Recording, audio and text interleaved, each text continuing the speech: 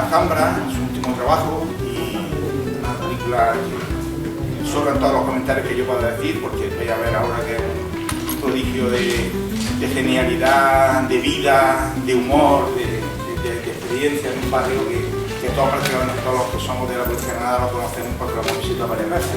En mi caso, yo cuando estuve en Granada estudiando, pues era asiduo al barrio. Vivía casi aquí, entre Albaicín y el Sacromonte, y hay un reflejo de las personas que viven allí en la actualidad, en su historia, en documental, que estoy seguro que lo va a encantar a todos. Agradezco una vez más su presencia y hola, buenas tardes. Bueno, para mí es un placer. Diego, pero no,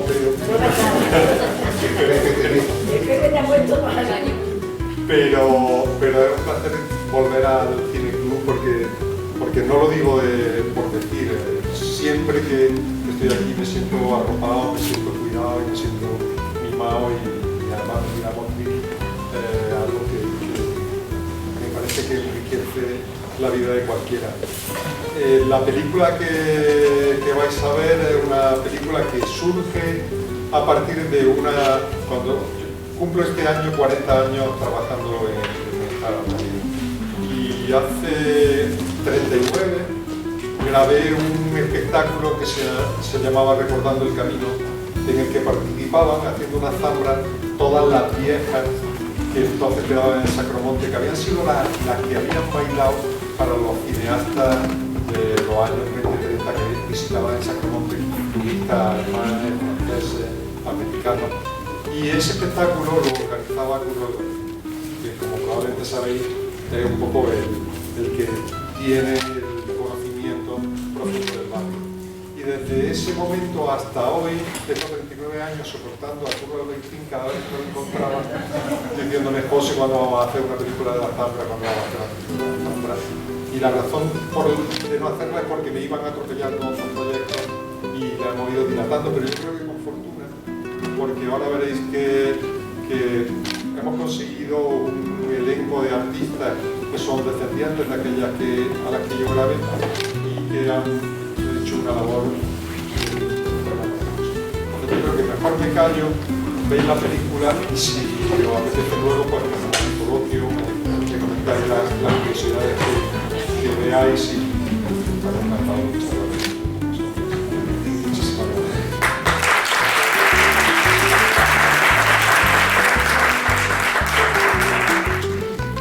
Y para que se hagan un poquito idea del perfil de nuestro invitado, les diré que el Cineclub Universitario de Granada, con la Universidad de Granada de respaldo, celebró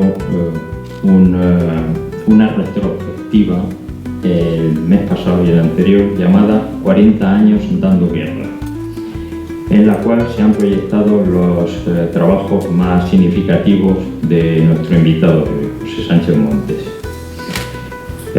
Además de director, productor, guionista cinematográfico, ha trabajado en series y programas de televisión. Ha realizado espectáculos multimedia, ha sido director del Festival Internacional de Granada Cines del Sur, también el Festival Andalucía Atlánticas en Essaouira, en Marruecos. Ha trabajado para el Festival Internacional de Música y Danza de Granada. Es asesor cultural de Radio Televisión Española, responsable de contenidos audiovisuales en un canal digital Flamenco Auditorio, además de conferenciante, jurado, profesor de cursos y talleres sobre medios audiovisuales, asesor para la elaboración de planes culturales en Europa, América Latina y el mundo árabe. Tiene 2 retrospectivas ya, que sepamos, en Brasil y en España, lo cual dice mucho de un cineasta.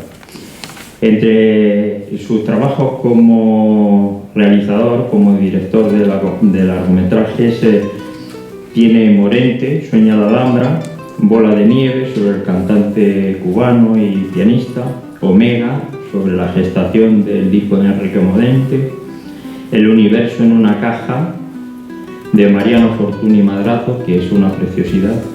La Alhambra en juego, que repasa la historia del monumento y sus restauraciones. Cuando yo era, con Eva Yerbabuena, una coproducción. Tiene Tiempo de leyenda sobre el disco de Camarón de la Isla, Cante Hondo, Granada 1922, sobre el centenario del concurso de Cante Hondo, y el que acabamos de ver. Con su empresa Sacromonte Films ha producido La Isla Mínima, que tiene 10 Goyas, además de innumerables premios nacionales e internacionales. Grupo 7, que tiene 2 Goyas, El hombre de las 1000 caras, con 2 Goyas, y sobre Alejandro Sanz, Lo que fui es lo que soy, que tiene un premio Grammy Latino. Diremos, esta trayectoria es impresionante, pero esto se sustenta en algo que no se ve, y son los valores que conocemos, gente que hemos tratado con él, y es su enorme capacidad de trabajo, su espíritu creativo, su compromiso con los valores sociales. Tiene un papel imprescindible como referente cultural en Granada y en Andalucía. Tiene un amor enorme por el patrimonio y una preocupación grandísima por su preservación, y una implicación muy grande en la difusión de la cultura, además de una enorme generosidad. Él tiene un archivo personal de 5.000 horas de material audiovisual que ha donado gratuitamente a la Universidad de Granada. Según sus propias palabras, dice: todas las películas que he hecho están llenas de personalidades muy fuertes, corajudas, que se enfrentan a la vida sin miedo a lo que piensen los demás. Pues yo pienso, con el conocimiento que tengo de él, que estas palabras se pueden aplicar perfectamente a su persona. Un aplauso muy fuerte para José Sánchez Montes.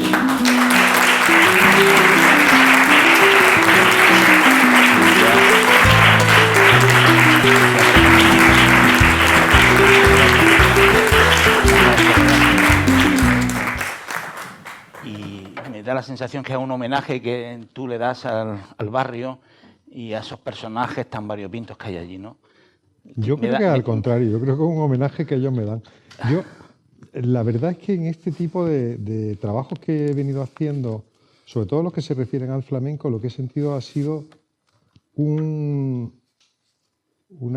generosidad por parte de todos ellos con respecto a mí, porque al final son ellos los que ponen su imagen en mis manos y los que me permiten hablar de ellos. Entonces, yo me siento homenajeado con que ellos sigan insistiendo en que yo me equivoque y haga las cosas con la libertad y con las ganas de mostrar a la gente, a lo mejor, pues vericuetos o esquinas en los que no todo el mundo puede llegar, ¿no? Uh-huh. Entonces, bueno, evidentemente es un homenaje al Sacromonte, es un homenaje a la historia del Sacromonte, es un homenaje a muchos de los personajes, algunos muy conocidos, como Curro Albaicín, pero otros menos conocidos, como veníamos hablando, Paquita de Lachón, que de pronto descubre a esta señora que es un lujo, ¿no? Y un personaje cinematográfico, ¿no? O Santi Leonard, que es otro sobre todo es un buen hombre. Si entendemos la bonomía como algo contundente, ¿no? Pues Santi Leonard es contundentemente bueno. Sí, eso te voy a comentar. Es decir, cuando uno ve la película ve claramente que hay dos hilos conductores de la película, que es el propio Curro Albaicín y Santi Leonard, hijo de Jack. Es decir, que se convierten en dos personajes más de la propia película, ¿no? Por su importancia, ¿no? Sí. Es decir, sí, porque claro, incluso Curro necesitaría que sea una película para él solo, ¿no? Curro necesita varias series para contar lo contable y lo incontable, porque claro, yo a Curro le hice una entrevista bueno, le he hecho varias entrevistas, pero una como de 6-7 horas, y y uno es pudoroso y entonces hay cosas que tiene que cortar porque forman parte ya de un mundo, un universo de Curro realmente fascinante, ¿no? Pero sí, Curro era un personaje obvio. Cualquiera que hable del Sacromonte tiene que contar con Curro Albaicín porque él ha sido el que ha ido recopilando las letras de los cantes, las familias, conoce perfectamente a cada una de las familias que han sido importantes en el barrio, entonces claro, él era obvio. Lo de Santi Leonard era más una sorpresa, es un descubrimiento que hago por eso, porque no había fotos de bodas gitanas, bonitas fotos de bodas gitanas en el Sacromonte, por lo menos yo no las tenía o no las alcancé, y entonces encontré en internet a varios fotógrafos que tenían bodas fotografiadas de los años 50, 60, y desde luego las que más me gustaron fueron las de Jacques Leonard. Yo les recomiendo, si tienen oportunidad, que vean un documental sobre el payo Chuck, que es este Jacques Leonard, que es un fotógrafo que fue ayudante de dirección de cine, trabajó en publicidad en las mejores revistas del mundo y él había hecho esas fotos porque se casó, Jacques llegó a Barcelona y se casó con una Amaya, prima de Carmen Amaya, y eso le permitió tener una relación muy intensa con los gitanos del barrio del Somorrostro, y entonces tenía ese acceso absolutamente privilegiado para poder hacer unas fotografías que hay, que si puedo conseguirlo, que creo que lo voy a conseguir, haremos una exposición en Granada sobre las fotografías del payo Chuck.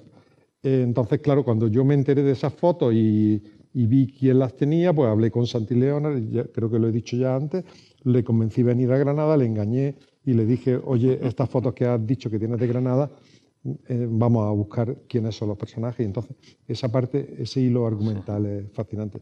Pero también hay otro personaje que también es sustancial en la película, que es Paquita de Lachón, que bueno, ya la han conocido ustedes, es realmente una mujer... excelsa. Bueno, comentar una pequeña anécdota. Cuando habéis visto el documental y el fotógrafo, el hijo de Jack, toca la puerta, eso es real, es decir, no está improvisado, no está preparado, ¿no? Lo estábamos comentando anteriormente. Está improvisado. O sea, está improvisado, exactamente, está improvisado, no es ficticio, ¿no? Entonces, lo que quiero decir es que hay imágenes reales que conmueven, ¿no? Cuando el hombre está desnudo y se da cuenta que lo están grabando, se echa para atrás, ¿no? Entonces, le da una autenticidad a las imágenes increíbles, ¿no? Una cosa que te quería comentar, José, es decir, evidentemente hay imágenes tuyas actuales, hay imágenes tuyas del año 80 y 90, como me has comentado, las fotografías de Jacques Leonard, hay también otras imágenes más antiguas. Es decir, hay un compendio de imágenes, de fotografías, que me imagino que habrá sido un poco laborioso y complicado trabajar con tanto material fotográfico y cinematográfico, ¿no? Bueno, casi siempre es más peligroso o más complicado cuando no tienes material, bueno, ¿no? Sí. porque entonces tienes que inventar más. Pero aquí claro. Teníamos una profusión de imágenes fascinante. Además, no solo una profusión de imágenes, sino una profusión de imágenes de una calidad tremenda, porque las imágenes que han visto que vienen selladas por UCLA, por la Universidad de California, estas imágenes son de un director, Wong Ho, que fue un ganador de Oscar.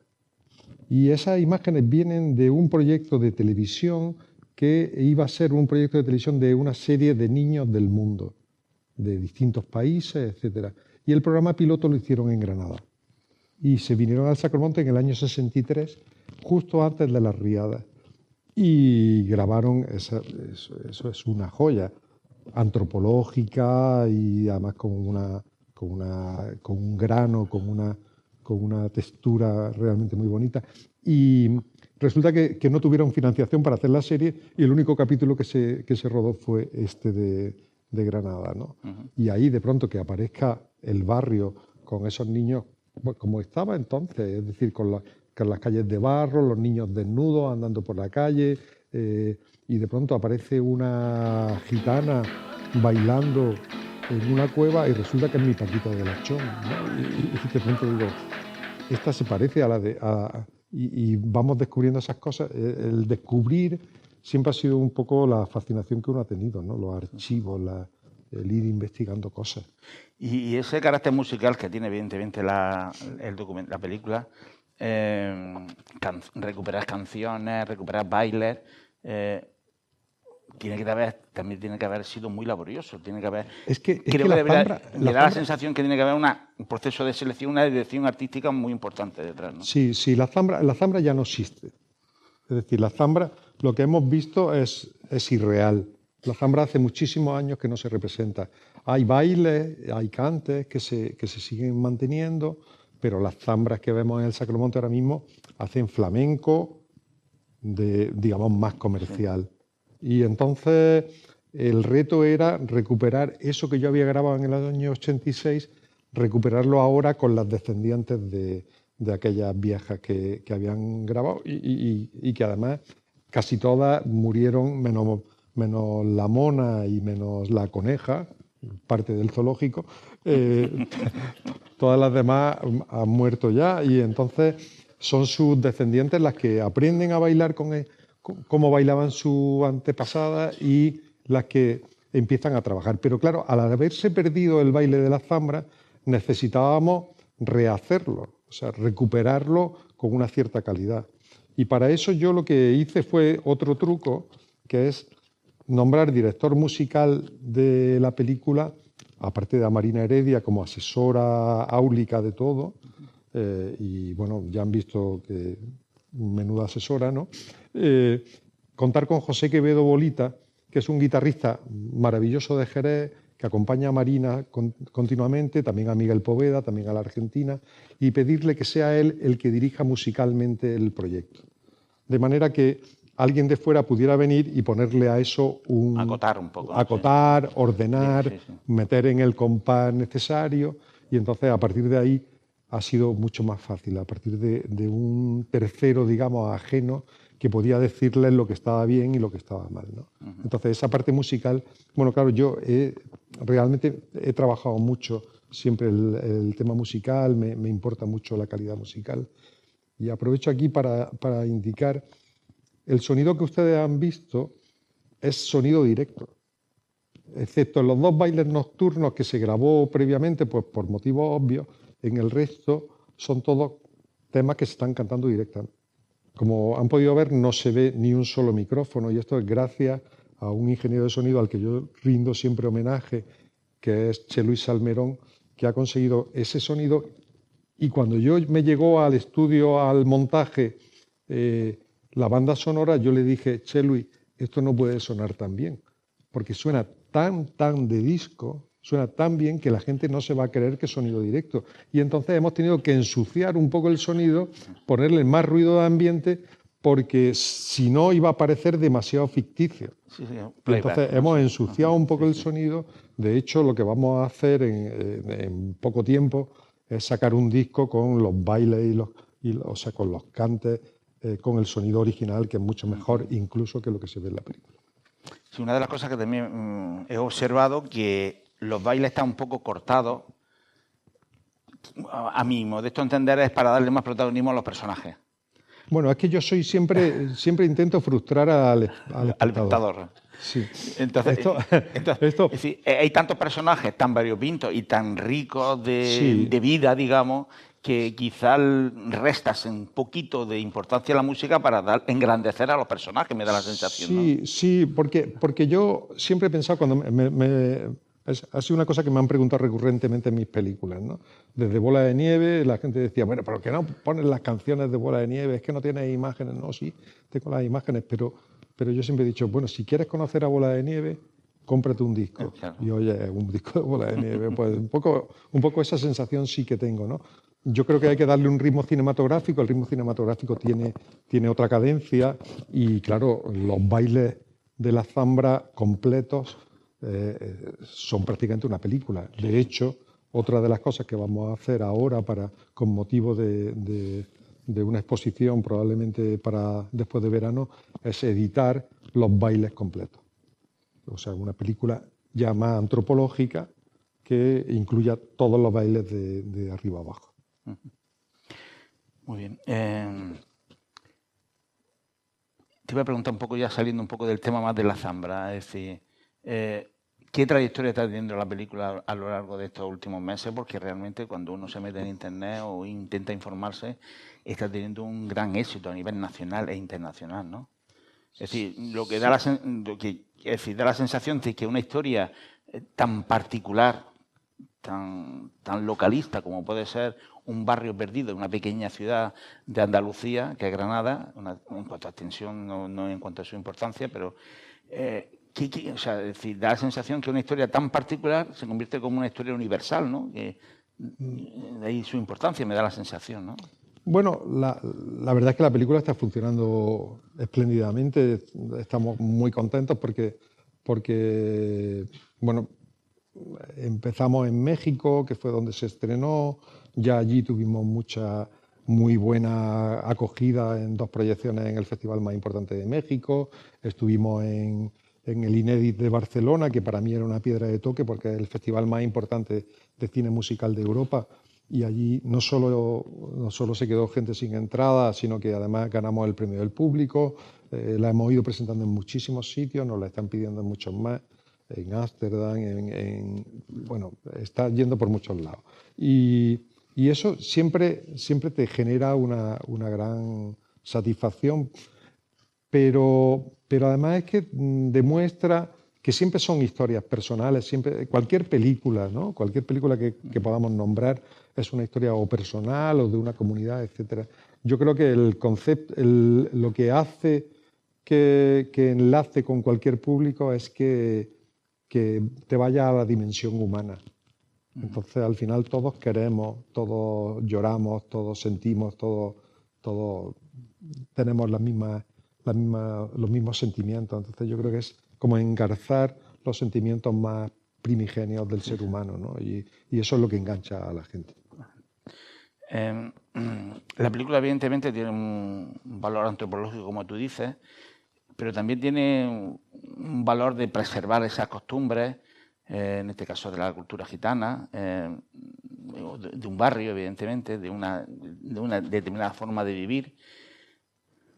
¿Tú has notado, o puedes hacer una crítica si quieres hacerla, sobre la turistificación en general de que estamos sufriendo en todos sitios y en particular el barrio del Sacromonte? Es decir, ¿tú crees que o es un proceso más dentro de la evolución de un barrio o tú lo ves como algo negativo? Evidentemente forma parte de los procesos de las ciudades que estamos teniendo, ¿no? Es decir, que en ciudades que están siendo receptoras de un turismo muy masivo se está subvirtiendo lo que es la esencia de esa ciudad. Es decir, yo siempre digo que la Granada que yo conocí de pequeño y de joven ya no existe. Ya las plazas no son las plazas que yo conocía, los locales que yo conocía y mis amigos, pues ahora no se puede entrar, tú no puedes tomar una cerveza en tal sitio porque tienes que cenar.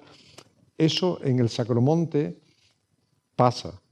Y está pasando. Es decir, que claro, para un holandés o para un sueco, vivir en una cueva le parece la cosa más exótica del mundo.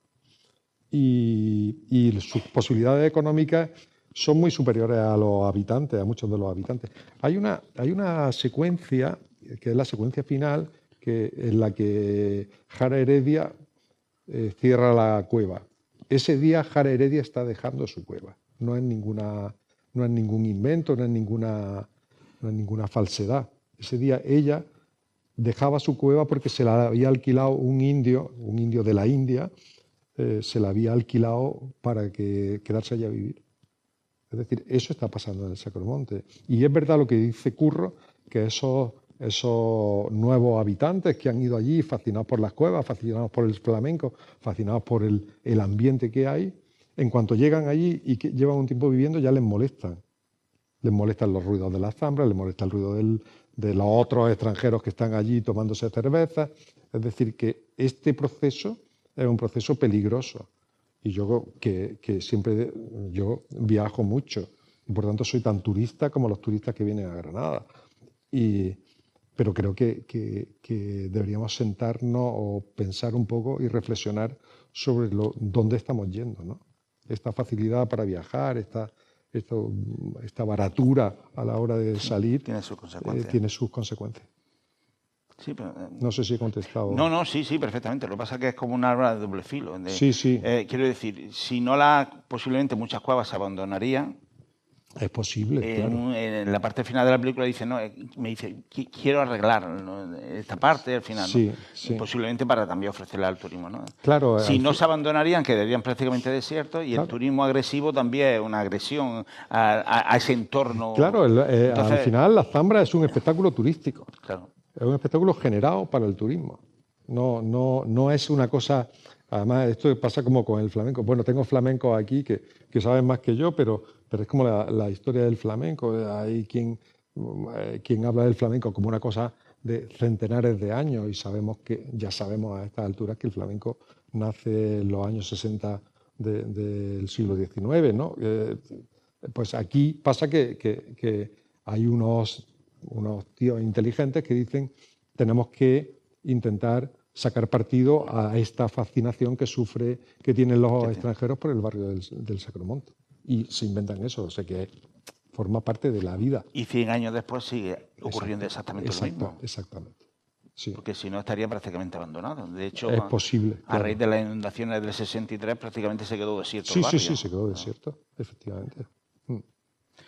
¿Alguien quiere hacer alguna pregunta? Yo, continuando con lo que estabais hablando, venía pensando un poco en tu pregunta, lo que pasa es que la llevaba atrás.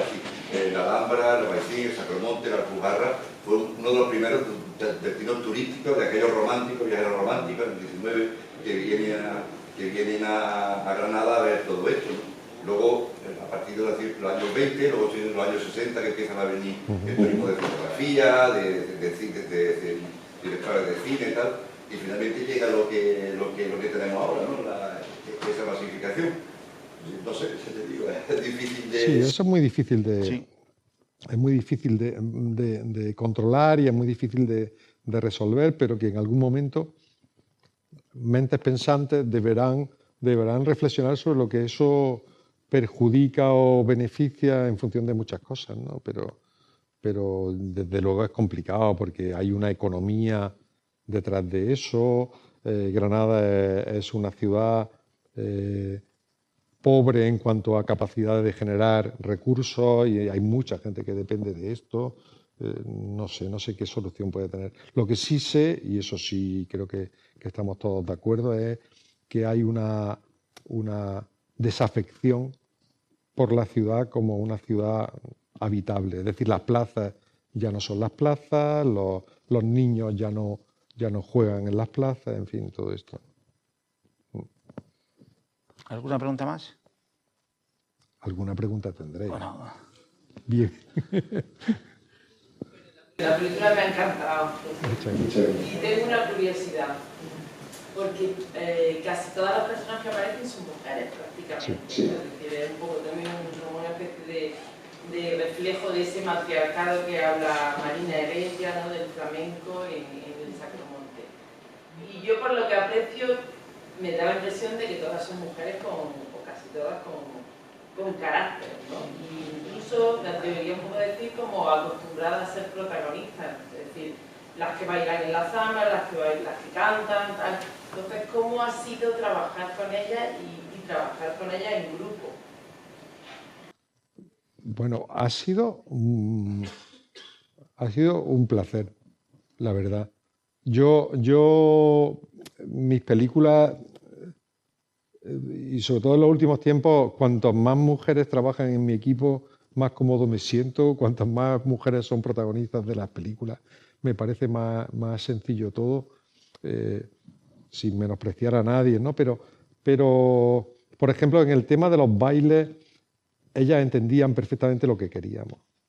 La entendieron desde el primer momento en que ellas no iban a ser, la mayor parte de ellas, protagonistas, sino que formaban parte de un cuerpo de baile y de un proyecto colectivo de recuperación de lo que había sido su herencia, ¿no? Es decir, Estela la Bandurria viene de la familia de las Bandurrias, que es una de las familias antiguas del Sacromonte. Vero la India viene de otra, de Lole del Cerro. O sea, son toda gente que saben que sus madres eran... O sea, en las zambras del Sacromonte existía una figura, y existe una figura, que es la capitana. No existe el capitán, son las capitanas, que son las que organizan las zambras. Entonces, ese sentido de mujer empoderada, como se dice hoy en día, ya existía. Y Paquita de Lachón es una demostración de eso, ¿no? Paquita de Lachón es una mujer que pese a lo simpática que resulta y lo divertida para todos, su vida es una vida terrible. Y cuando llega el momento, ella toma las riendas de su vida y decide por sí misma. Y a mí me parece que ellas tienen un valor espectacular. Hay que tener en cuenta que además el protagonista de la película, Curro Albaicín, todo su conocimiento viene porque él, por su condición sexual, tenía una cercanía enorme con las mujeres. O sea, el conocimiento a él le viene a partir de el conocer y poder intimar con las mujeres de su entorno. Su madre, que era una de las cabreras, estaba siempre con grupos de mujeres y eso hace que él llegue a tener una formación tremenda en la cultura del barrio. Quería preguntar por la escena de Cristo de los Gitanos, que no la dejamos. Sí, la escena del Cristo de los Gitanos es la más difícil, evidentemente, de todas, ¿no? Es obvio. Yo tenía allí 8 cámaras. Tenía 8 cámaras. Tenía 8 cámaras, pero no porque yo quisiera tener muchas cámaras, sino porque me temía que pasaran cosas. Es decir, que con tantos miles de personas que hay allí, pues podía pasar cualquier cosa. Teníamos enfrente del balcón donde canta Marina, teníamos un gran andamio, varias personas de seguridad protegiendo el andamio, pero aún así, evidentemente, la presión era muy fuerte. Teníamos una cámara en el barranco de enfrente, donde está la Alhambra, con un teleobjetivo potente. Teníamos un dron que no llegó a usar en la película, pero sí está grabado con dron también. Pero esa secuencia es una secuencia que yo creo que se lo comentaba antes a Miguel Ángel y a Javier. La había imaginado para una película anterior mía, para Morente sueña la Alhambra. Nosotros, Enrique y yo, queríamos grabar una saeta en ese sitio, pero no pudimos hacerla por varios motivos. Y se me quedó como yo soy muy cabezota, se me quedó ahí enganchada en la cabeza. Y en cuanto se la propuse a Marina, que es una mujer de un poderío evidente, me dijo, vamos a hacerlo. Y entonces, pues se dieron las circunstancias, teníamos un sonido, como ya he dicho antes, de un sonidista tremendo que consigue que aquello se oiga incluso por encima del... Vamos, si eso lo llegáis a oír en directo, hubierais dicho que están haciendo esto, porque allí no se oía a Marina prácticamente nada. Entonces, claro, es la magia un poco del cine, ¿no? El poder construir algo que realmente es excepcional. Y luego ya, claro, contar con la materia prima de la voz de Marina Heredia era tremendo. Tengo grabada la saeta al Cristo y la saeta a la Virgen. Ella dice que la de la Virgen está mejor cantada, pero a mí por necesidades del guión me venía mejor la del Cristo de los Gitanos. Ese cuadro de Cristo con Marina y Curro. Sí. Sí, además, fijaros, hay una cosa que ha caracterizado siempre la procesión del Cristo de los Gitanos, aparte del gentío, es que siempre se han hecho hogueras, se han hecho bengalas y todo eso. Eso prácticamente ha ido desapareciendo mucho en aras al jolgorio, a todo esto que venimos, ya no hay tanta gente y tal. Entonces nosotros teníamos preparada, hablamos con la gente del barrio para que en los sitios donde tradicionalmente se había hecho hubiera más hogueras que las que habitualmente hay. Es decir, nosotros hemos aumentado el número de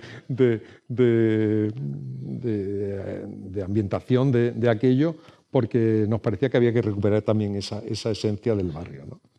O sea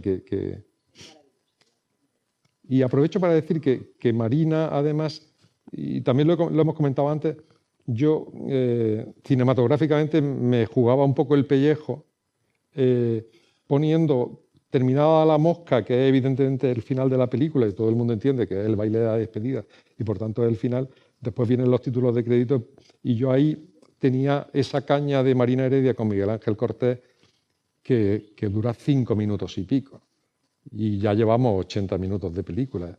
Y sin embargo, yo desde el principio pensé que eso podría funcionar, que podría funcionar y que la gente iba a aguantar. Y yo creo que llevamos ya aproximadamente unas 150 proyecciones de Zambra y en ni una sola proyección se ha levantado nadie ha respirado ni nadie. Y es la energía, que es lo que a mí más satisfacción me produce, la energía que tiene el flamenco, ¿no? Esa capacidad de atacarte en el fondo del corazón cuando se hace bien, claro. Fíjate, soy Alfonso La Alhambra. Alfonso La Alhambra, un guitarrista, sí. Una cantadora. Además, un guitarrista nacido en el Sacromonte, porque Miguel Ángel Cortés es nacido y criado en el Sacromonte y en esas cuevas. Sí. Es un cierre perfecto, vamos, maravilloso. ¿Alguna cuestión más? Bueno, comentarte que si hacemos una pequeña retrospectiva un poco a tu obra, no todo, evidentemente, pero hay como ciertas características comunes, ¿no? Que es el flamenco, que es la música, que es lo local, lo granadino, ¿no? Eso se construye, digamos, es un camino que tú vas construyendo, o va surgiendo, es una decisión propia, es una meta tuya, porque es muy curioso, ¿no?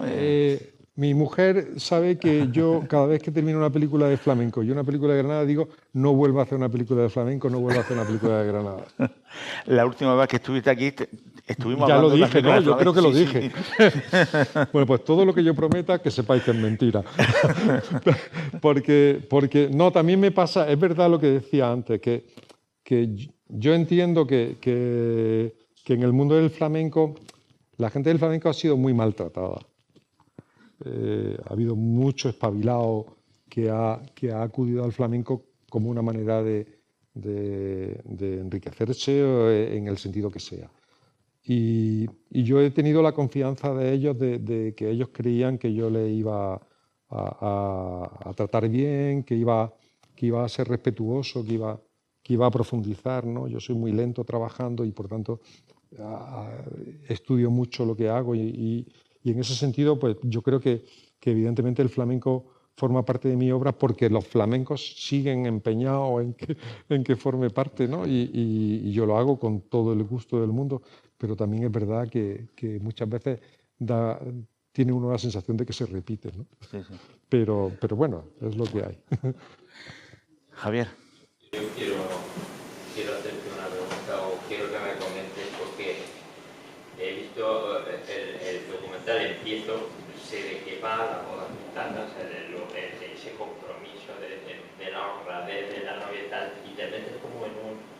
Y entonces tú empiezas el documental con este hombre, Curro Albaicín, hablando de sus teorías de las placas tectónicas, del calor que eso surge y lo que afecta a la gente, y ya cuando dice los reyes caóticos,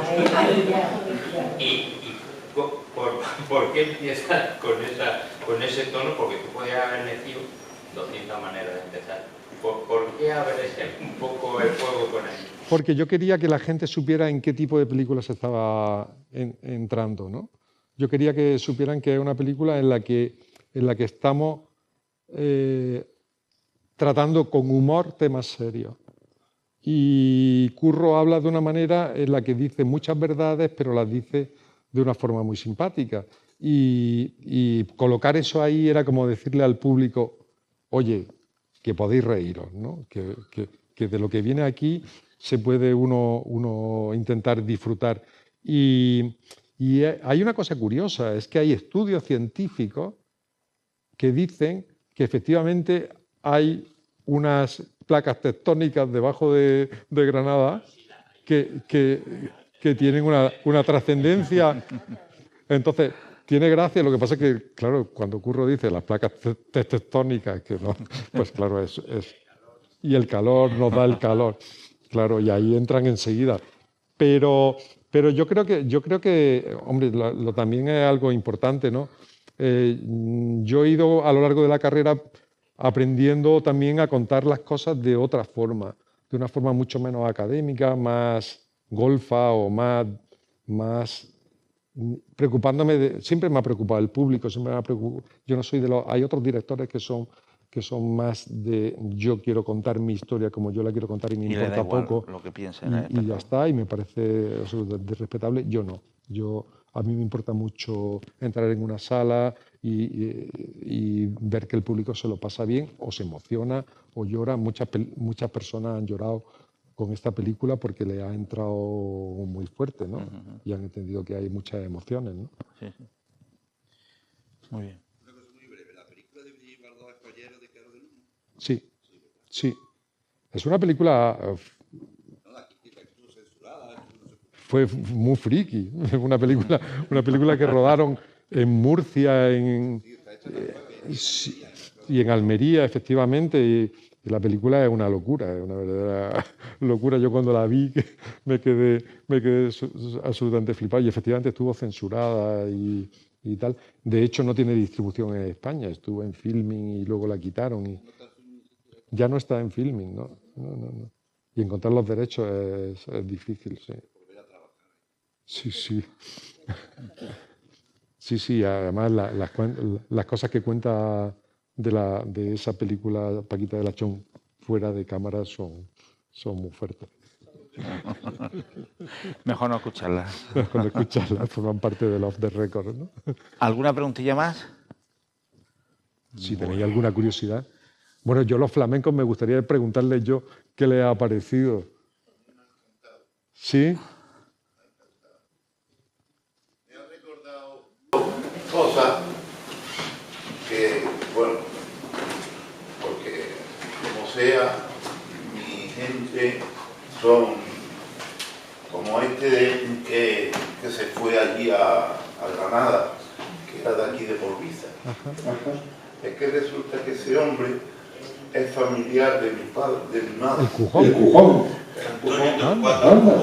Sí, es familiar de mi madre. Y en mi gente se ha cantado muy bien, cosas de Granada aquí, porque somos, como sea, aunque nosotros estemos en Madrid, se ha hecho, nuestras fiestas familiares han sido cantes de Granada. Qué bonito. Y todo lo que se ha hecho ahí, pues me recuerda a mi gente. Qué bien.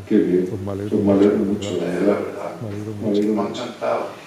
Claro, y ahí, aparte de eso, mucha gente poniendo homenaje a Cortés. Cuando empezaba a tocar, empezó tocando con una hija que tengo yo, creo. ¿Ah, sí? Con Maya, es su hija. Y estuvo dando clases con Mario. No, con Mario no, con esa mujer que... ¿Con la Mona? Con la Mona. Hace muchísimos años. Y Manolete y Mario. Claro. Son familias de mi suegro. Un tío mío. Qué bueno. Primo hermano de mi padre. Qué bueno. Claro, y mi niña ahora está bailando aquí. Fíjese. Es que además hay una conexión tremenda en el mundo del flamenco. Claro, porque resulta que una prima hermana de la madre de Manolete, una prima, es de mi suegro, se casó con ella y se la trajo a otro. Claro, una tía mía, se llama Concha, y entonces un tío mío, tío abuelo, hermano de mi abuelo, se fue a Granada a hacer el servicio militar. La mujer se trajo a su mujer aquí a Madrid. Qué bueno. Que es la... Hay una cosa que cuenta la... Hombre, claro, Maya Heredia no podía ser otra cosa. Una cosa le iba a comentar, y aprovecho para decirlo, a mí me interesaba también que una chica joven contara cómo está en este momento la tradición de las bodas gitanas, porque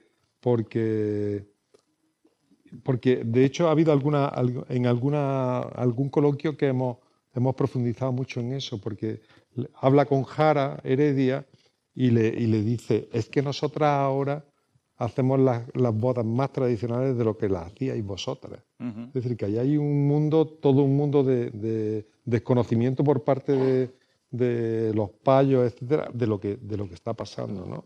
Y Niña hizo la obra del Amargo con Mario, que era el director. Claro, el diálogo del Amargo. Con el sobrino, Sí, que había salido Iván, sí, tío, exacto. hizo la obra de que por escrito tuvo mucho éxito. Sí, sí. Y tuvo un mes entero en la Alhambra y se agotaron las entradas. Sí, sí. De modo que coincidencia, ¿no? Totalmente. Aparte de eso, mi sobrino, creo que lo conocerá, es el Turri. Hombre, el Turri Bueno, no, yo tengo otros sobrinos de ahí, parte mía. el Turri no solo lo conozco, sino que en la película de Cantejondo que yo hice de Granada 1922, canta el Turri una granadina. Una granadina. Y más cosas. Sí. Tenemos dos sobrinos, el David y el Carlos, de Jacoba, De son Jacoba. sobrinos nuestros. Qué bien. Son hijos de mi hermano. Bueno, pues me encanta que le haya gustado. ¿verdad? Sí, me ha encantado, está muy bonito. Bueno, me recuerda mi antepasado, es verdad, es cierto que es así.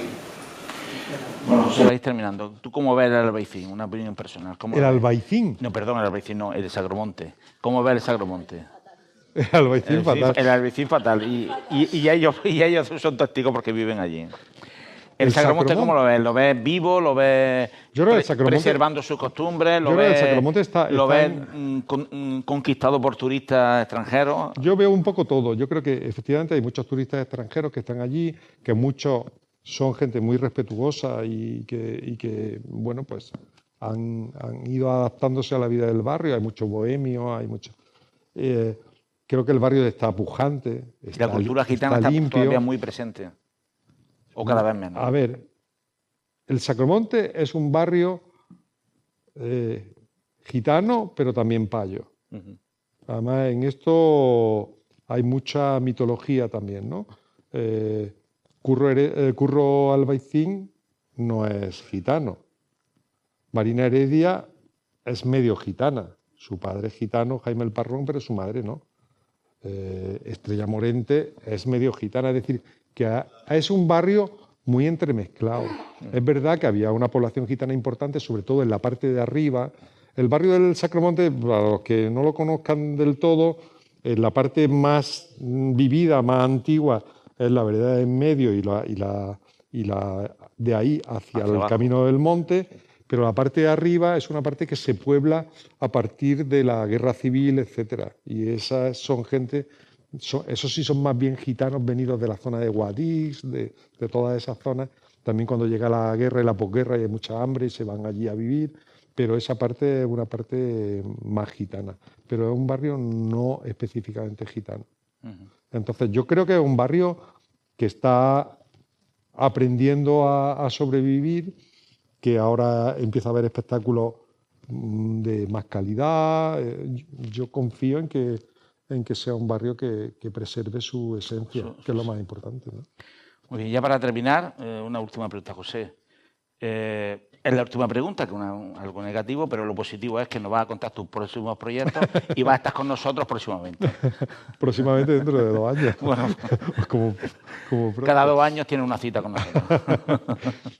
No, ahora estoy en varios proyectos, pero así en 3 cosas simultáneas. Una es un documental sobre un guitarrista nacido en Barcelona de origen gitano, que su formación era una formación de jazz y rock y que estuvo viviendo en muchos países, entre ellos en Estados Unidos, en Holanda, etcétera, y que se llama Jaco Abel. Estamos en plena producción de esa película. Una película sobre abuelas, sobre cómo las abuelas que ahora tienen 80 y tantos años han sido arrolladas por el mundo moderno y cómo están intentando adaptarse a todas las tecnologías, a las prisas.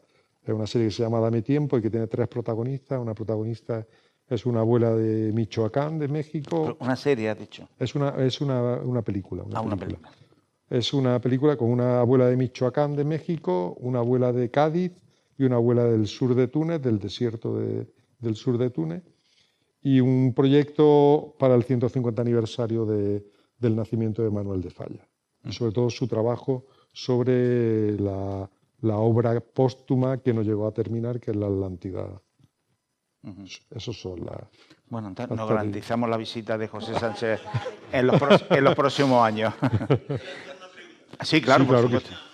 ¿Carmen Amaya es de Granada o es catalán? ¿Perdón? Carmen Amaya. La gran duda, ¿no? Sí, hay unos comentarios que es de Granada, que si es de aquí de la costa, que si es de Barcelona.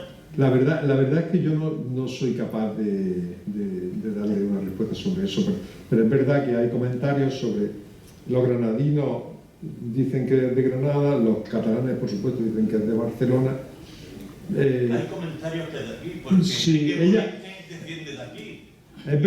Y el Kiki también desciende de aquí de Montell. Claro, lo que pasa es que yo es algo que desconozco, la verdad.